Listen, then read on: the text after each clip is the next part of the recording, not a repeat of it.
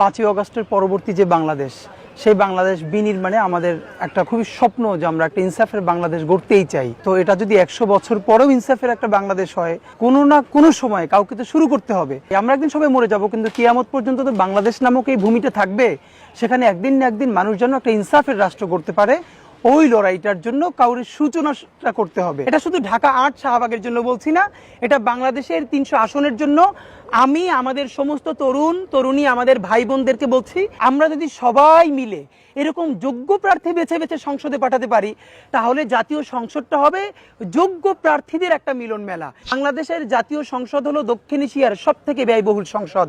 আপনি ভাবেন, সেই সব থেকে বাংলাদেশের মতো একটা গরিব দেশ, তার সংসদ এত ব্যয়বহুল, সেই সংসদের মধ্যে বসে প্রতিদিন মমতাজ হাসিনার গুণগান করে গান গাচ্ছে এবং সবাই মিলে সেখানে একটা থার্ড ক্লাস মজমা বসাচ্ছে।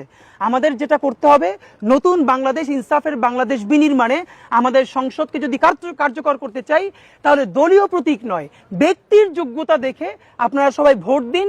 এবং এরকম যদি একটা আমরা ভালো সংসদ করতে পারি, ইনশাল্লাহ আমরা একটা ইনসাফের বাংলাদেশও বানাতে পারবো।